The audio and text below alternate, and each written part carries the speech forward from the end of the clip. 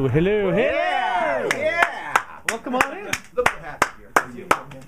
Holy smokes, all these people. We're in the entourage, huh? Look at all the suits that come in behind you. Dr. Oz, Johnjay and Rich, you give me the B12 shot. How are you? Remember that? I made the rectal exam and all that stuff. Yes. Well, that wasn't public. Will you be getting the iPad 3? I'm asking everybody. I'm so nervous. All these. I kind of feel like I have to. No, I'm not going to get it. Yeah, you're gonna protest it? Yeah, I'm going to protest. You know what the problem is?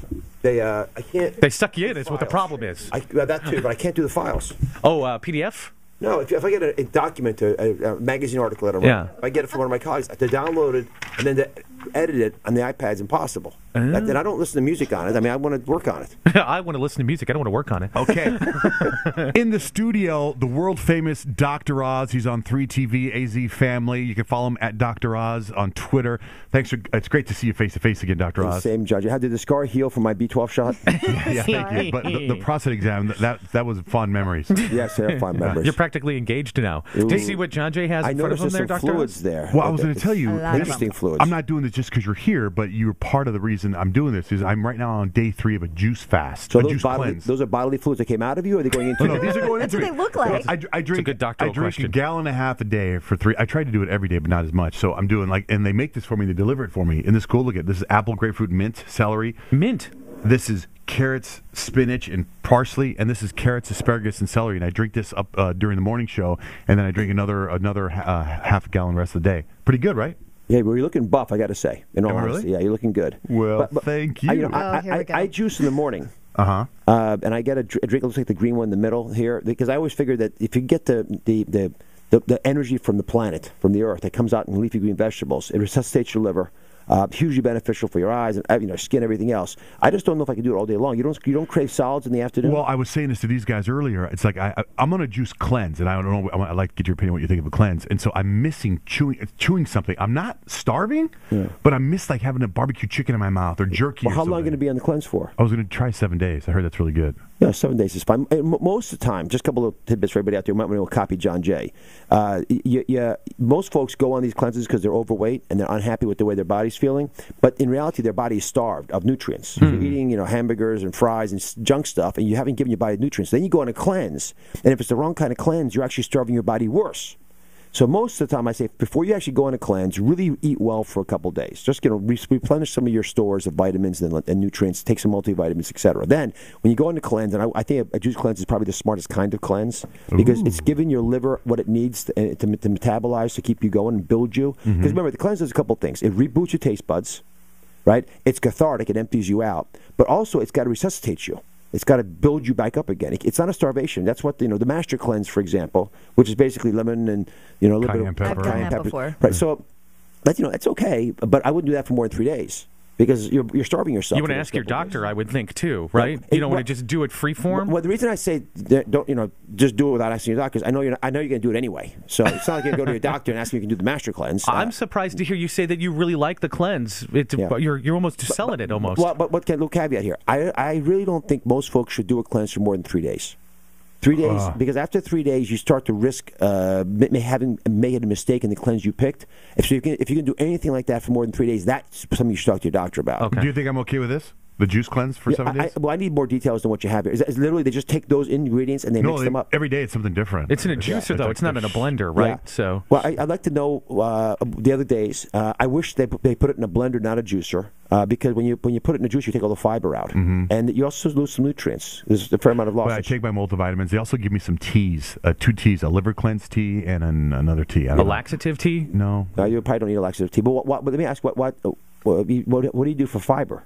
Anything at all? Well, I was taking Metamucil, and then she said, "Don't take it." The fiber, because some of this stuff's chunky. Some of this juice and some of it has stuff in it. Oh, so maybe they don't put in a juicer. No, she's like 3 or 4 different juicers. The Breville, I don't know, all the different stuff. I think it's a rational approach. Again, if you're going to do it for more than 3-4 days, I think it's worth talking to someone about.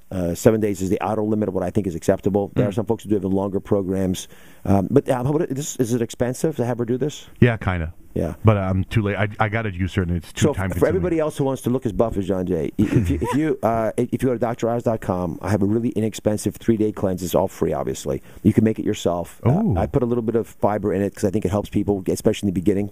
And I made sure that I put stuff in there that would help resuscitate your liver, which is the key detoxifying organ of the body.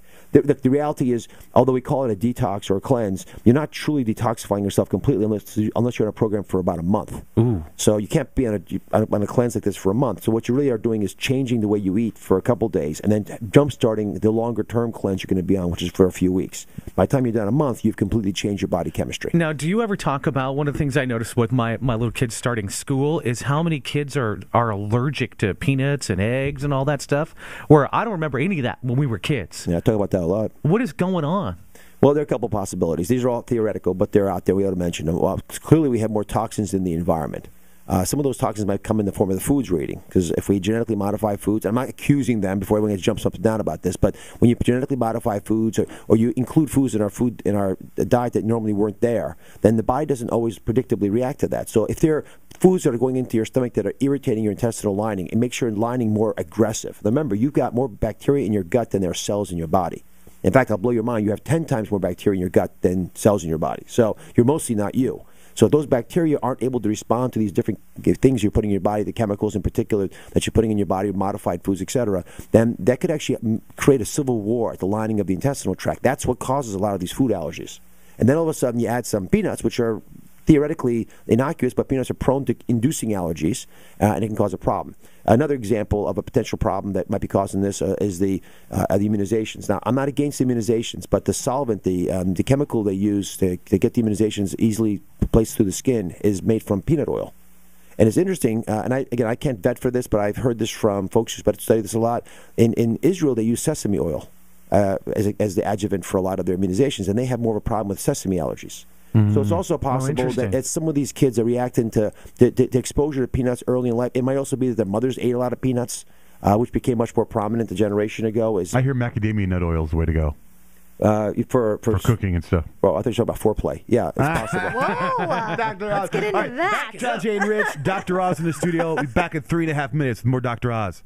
It's Johnjay and Rich, Dr. Oz in the studio. Thanks for hanging with us today, Dr. Oz. You're amazing. I love you guys. So this is random, but how do you get a skin tag? Skin tags happen because your skin naturally wants to heal itself. So when you have skin that's rubbing against each other, that's why folks who are overweight have more skin tags, because they have more skin folds that are rubbing. Or if you have too much of certain hormones in your body, the body tries to repair its skin, and it goes overboard, and it creates one of these skin tags. Super easy to get rid of them. You can usually just cut them off, frankly, but you can tie them with a piece of dental floss. They'll be strangled and eventually fall off. If you want to do it at home, physicians can do it super quick, obviously. You tie a piece of dental floss, or what, like at the base of the skin tag, just tightly enough that it doesn't hurt you, but it's snug. It'll starve the skin tag. If it's blood, it'll fall off. And what's your take on that apple cider vinegar? Is it good to drink? And do you drink it on an empty stomach, full stomach, mixed with water? I Bragg's. Think, it's apple cider vinegar is one of those interesting phenomena. It's not been well studied, but there are a ton of people who believe in it. So I've done segments on the show where I've looked at whether it's a myth or not, and I've concluded that it's worth trying if you're not sure what else you might want to do in life. So apple cider vinegar, take it on an empty stomach, take it straight, and then pick a splash of it and put it in your face. Use it as an exfoliant. And there's a guy who I know is a good friend of mine who's about 80 years old, does this. I mean, the man looks like he's 50, and I'm not exaggerating. He looks wonderful. What's your take on Botox? Botox is probably the most rational plastic intervention you can do on your body. I wouldn't put it all over your face because then you don't have any facial expressions, and people do have to know what the heck you're thinking. But there are some places that folks can use Botox. They can use it for, especially some of the frown lines in the forehead. It certainly works well for folks who have sweat problems. So you can inject under the axilla actually for hyperhidrosis, which is sweaty palms. Hey, our producer Bill's got that. He goes through shirts like crazy. Yeah, it actually works for that. And again, it's a little better than having someone go in there and cut the nerves. It also wears off, and that's the thing I like the most about Botox is you don't have to do it all the time, but you lose the ability to go like this. Yeah, I'm telling you. So if you want to, the scowl, don't ever lose the scowl. That's a great thing. I don't like the scowl. It gives me headaches. Yeah, but you have to. If you've got a lot of daughters like I have, I've got 4 kids. You want to go look over your glass and go, where were you last night? Right. Hey, is it okay if you're eating healthy to binge every once in a while? You know that book, The 4-Day Diet? He has that one day where you can just go crazy. Yeah, is that good for the body or not good for the body? Well, when he says binge, he's speaking very specifically about eating foods you're normally not allowed to eat, but you're not eating wackily either. You're eating foods that take away your cravings for them, so you don't look for them all the time. I think it makes sense in that context. And there's a good friend, he's become a good friend, Dr. Dukan. who wrote the Duquesne diet. That's the one that you had him on the show, not I had him on the show, right? And so he's French. He's taking care of. That's the one the Duchess and all the royals do that diet. The royals will do the diet, and he is taking care of about 35,000 patients in France. So he said, "Listen, I can design a diet that'll work, but you won't do it. But instead, I'm going to give you a diet that does work because people will do it."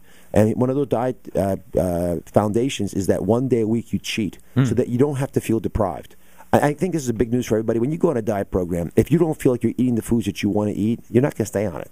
That's true. So what you want to do is find a program that you love that happens to be good for you. So if you like those juices, Johnjay, that you're drinking, Johnjay's juice, I do. Right? Then fine. Then that program's going to work for you. You'll stay on it. It's not a laborious endeavor. But if you really have to have, sticky buns, then at least once a week have a sticky bun. Because the more you can't have something, the more you're going to crave it. Well, you know what I did with the juices is I started in November, and I started just juicing all day and then having a normal meal at night. And now I'm just doing for the 7 days just the juice. Yeah, and then I'm going to go back to the juice and dinner. Yeah, which is, I think, that's a much more rational way to go, obviously. And there are some folks who push this.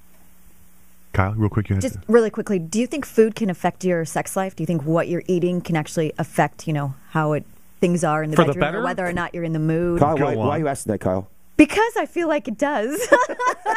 It absolutely affects what turns your you sex on? life. Exactly. And let's order some. No, it's more like I feel like when I'm eating poorly, I'm not really in the mood as much as when I'm eating healthily and I feel better about myself. Listen, sex is a barometer of health.